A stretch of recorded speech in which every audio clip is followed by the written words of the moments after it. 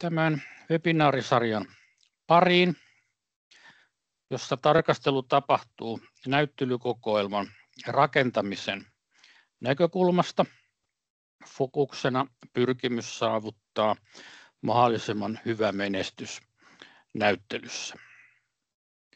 Kokoelmien arviointi näyttelyssä pohjautuu kansainvälisen filatelistiliiton FIP:n laatimiin arvostelun erityisohjeisiin. Usein puhutaan SREVistä, Special Regulation for the Evaluation. Käytäntö on myös osoittanut, että erityissääntöjen hyvästä tuntemuksesta on näytteelle asettajalle merkittävää etua, koska silloin näytteelle asettaja kykenee kohdistamaan panostuksensa oikeisiin, merkityksellisiin asioihin kokoelmaa rakentaessaan.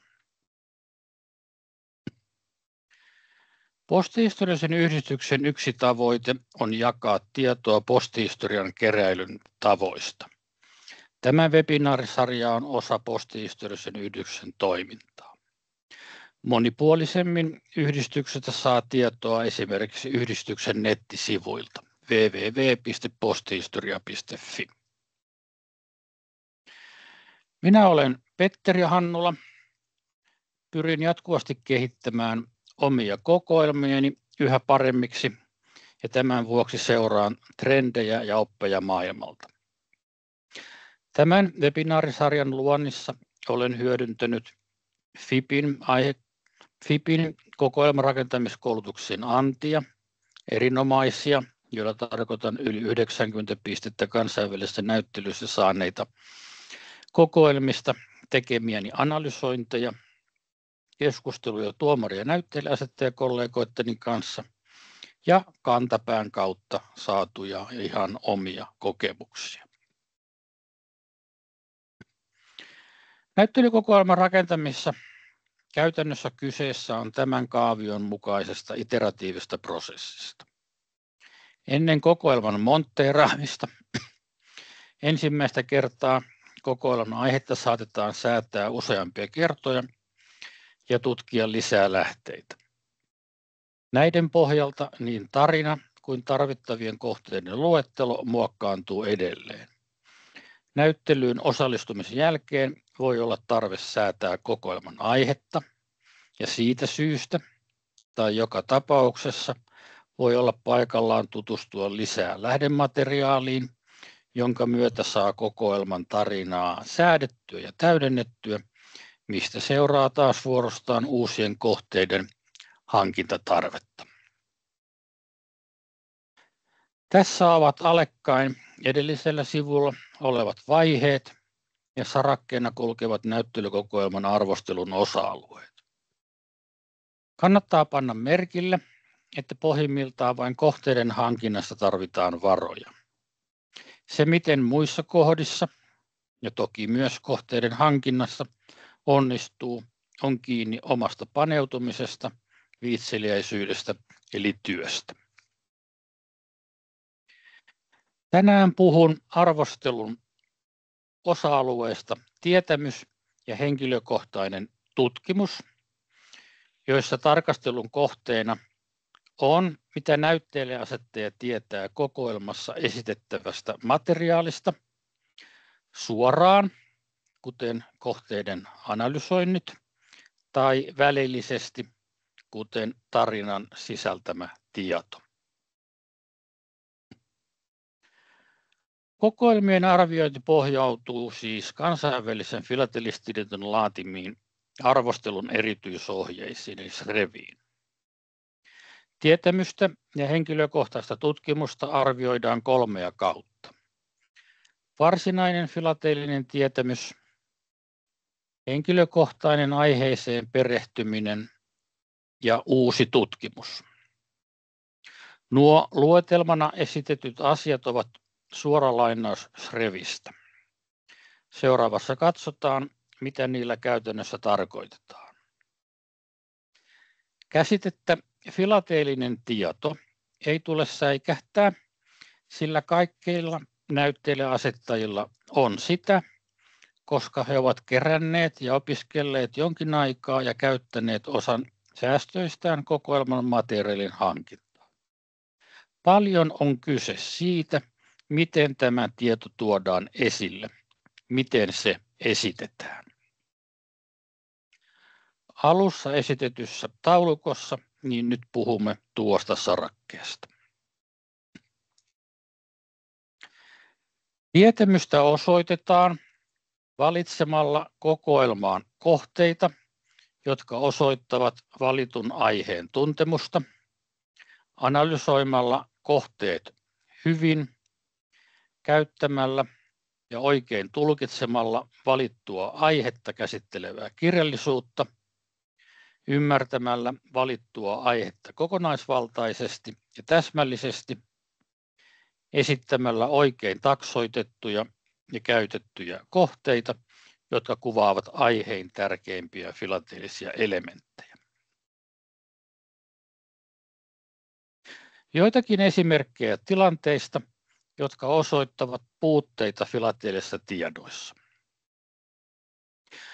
Kokoelmassa on vain lähetyksiä, jotka esittelevät yleisimmät taksat, reitit ja merkinnät, mutta on olemassa aihealueelta kohteita, joissa on oleellisesti vaikeammin löydettävissä olevia taksoja, reittejä ja merkintöjä. Tässä tapauksessa pistekertymä niin tiedoissa kuin harvinaisuudessa ei olisi runsas. Transatlanttisessa kokoelmassa näkyy vain Cunardin, Allanin, Inmanin ja Collins Linen kuljettamia lähetyksiä ilman NOL:n, Havre, French Line ja niin edelleen kuljettamia. Kiinan oopiumsota-aiheisessa kokoelmassa esitellään vain lähetyksiä enimmäkseen ensimmäisestä sodasta ja tuskin yhtään toisesta sodasta, joka oli parisenkymmentä vuotta myöhemmin kuin tuo ensimmäinen sota. Leimakokoelmassa leimat esitetään vain postimerkeillä ilman lähetyksiä. Kokoelmassa on vain harvinaisia kohteita ilman analyysiä, joka kytkee kohteet kokoelman aiheeseen. Toki tällöin saa korkeat harvinaisuuden pisteet, mutta pisteet tiedoista jäävät alhaiseksi. Nämä kuvatut kömmähdykset olisivat myös aika perustavanlaatuisia, sillä niiden myötä menettää pisteitä myös käsittelyssä ja merkityksessä, kun kokoelman aihe ei tule kattavasti käsiteltyä.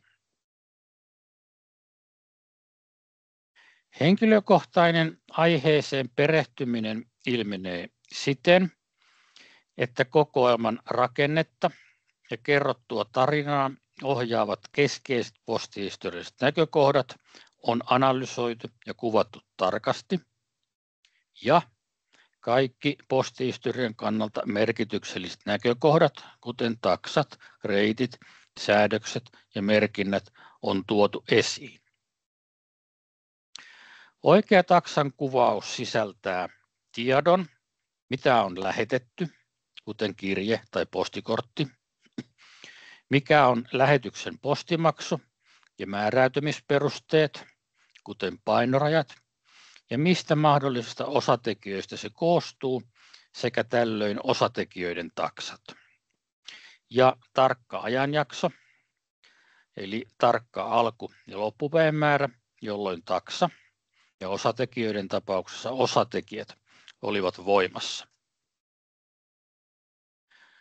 Oikea reitin kuvaus sisältää tiedon lähetyksen kulkemasta reitistä, eli mistä minne ja mahdolliset oleelliset välietapit, milloin postireitti oli toiminnassa, ja jos reitin käyttö on lakannut, niin mitä lakkauttamisesta seurasi.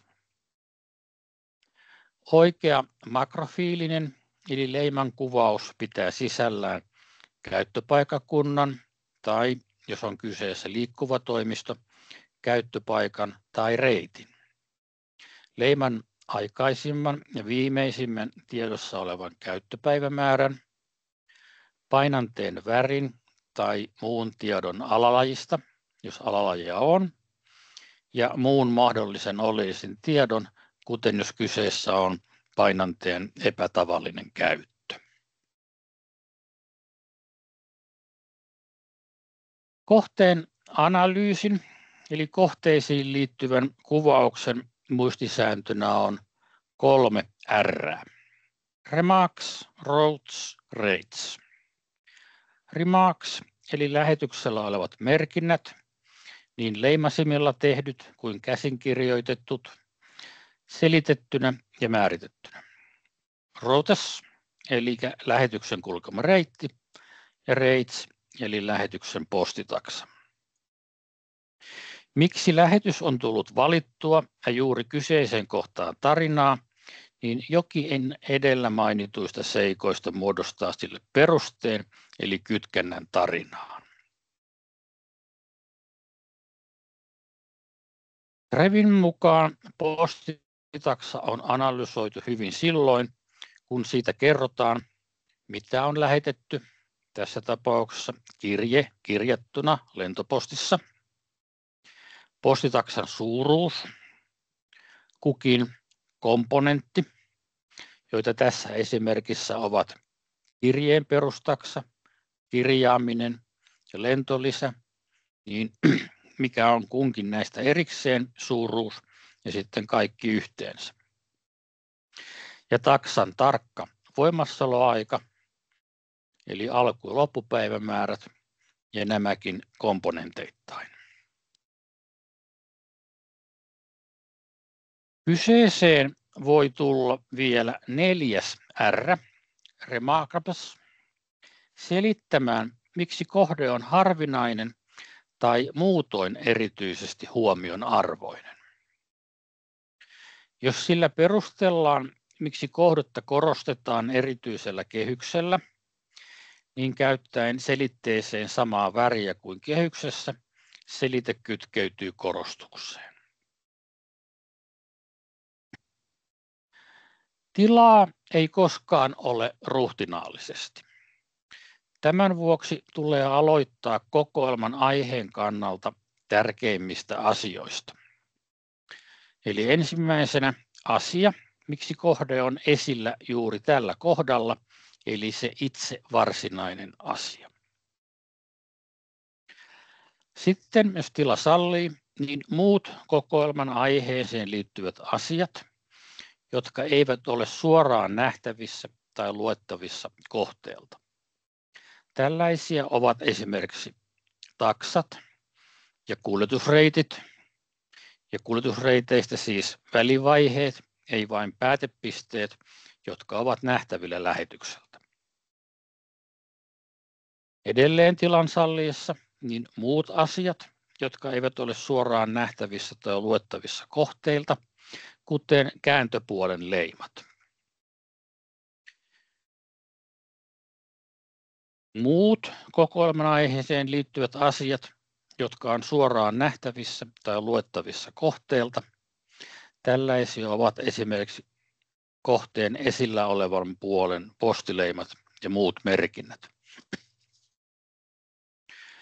Jos käytettävissä oleva tila sen sallii ja kaikki olennaiset postihistorialliset näkökohdat on asianmukaisesti kuvattu, kohteen kuvauksen loppuun voi, ei mikään pakko, lisätä lyhyen maininnan käytettyjen postimerkkien tai ehjiöiden perinteiseen filateliaan liittyvistä piirteistä. Tällöin tulee kuitenkin varoa, ettei mene syvälle yksityiskohtiin postimerkeistä tai ehjiöistä, sillä tuomarit saattavat ajatella, että näytteelle asettaja näyttää perinteistä filateliaa.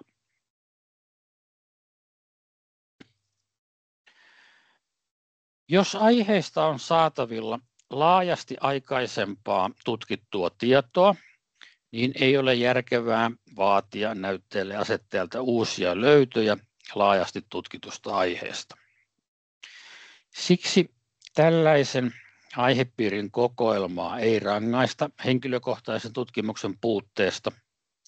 Tuomari tällöin arvioi, kuinka hyvin tuota tietoa on kokoelmassa hyödynnetty kohteiden valinnassa ja niiden analysoinneissa.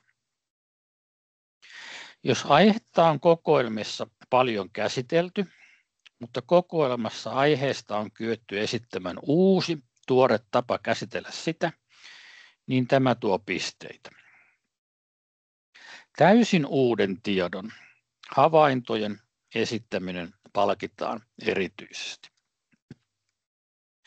Käytännöllinen tapa esittää henkilökohtainen tutkimus voi olla varhaisimpien ja tai myöhäisimpien käyttöaikojen osoittaminen tai käyttöpaikan esittäminen, mikäli se ei käy suoraan ilmi kohteelta, esimerkiksi tekstittömien kuvioleimojen ja numeroleimojen tietojen selvittäminen. Uusille havainnolle tulee antaa huomio niiden tärkeyden mukaisesti. Suuret löydöt ansaitsevat tärkeän huomion, kun taas pienet löydöt eivät saa saada yliotetta kokoelmassa. Kokoelmissa, joissa on ilmeisesti tehty paljon todellista tutkimusta, eli valittuun aiheeseen liittyvien uusien faktojen esittämistä, tästä tutkimuksesta voidaan antaa erittäin suuri osa tietämyksen kokonaispisteistä. Tarvittaessa voidaan viitata näyttelijäasettajan omaan tai muuhun aiemmin julkaistuun tietoon.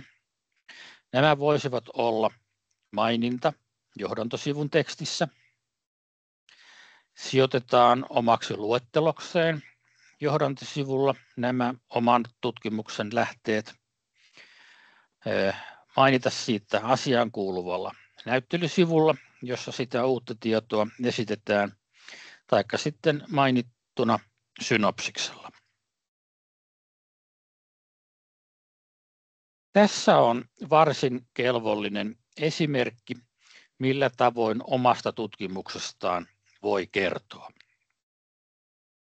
Faktoihin, siis perusteltuun tietoon, perustuva harvinaisuuksien tunnistaminen on myös tietämystä. Muutoinkin, jos kokoelmassa on vähänkin harvinaisimpia kohteita, niin niistä ei kannata vaieta. Postihistorialliseen kokoelmaan on joskus sijoitettava tavallista runsaammin tekstiä tai tarinaa on tuettava ei-postihistoriallisella tai ei-filateellisella materiaalilla, jotta tarina tulee ymmärrettäväksi. Tekstin tulee kuitenkin aina olla tiivistä ja selkeää. Näyttelijäasettajan tulee aina huolehtia siitä, ettei teksti vie liikaa tilaa filateelliselta materiaalilta. Kokoelmaan liitettyjen ei-postihistoriallisten ja ei-filateellisten kohteiden tulee parantaa postihistoriallisen tarinan ymmärtämistä. Vaikka aikaisemmin henkilökohtaisen perehtymisen yhteydessä totesin, että keskeiset postihistorialliset näkökohdat on analysoitu ja kuvattu tarkasti, niin on pidettävä vara, ettei teksti valloita pääosaa kokoelmasta. Kaiken mahdollisen löydetyn tiedon oksentaminen tekstiksi tarkoittaa, että kaikki mahdollinen tieto on vain kopioitu lähteistä mukaan, koska aihe ei ole hallinnassa. Oikeanlainen tiivistäminen kertoo myös aiheen hyvästä hallinnasta. Kiitoksia kärsivällisyydestänne tähän asti.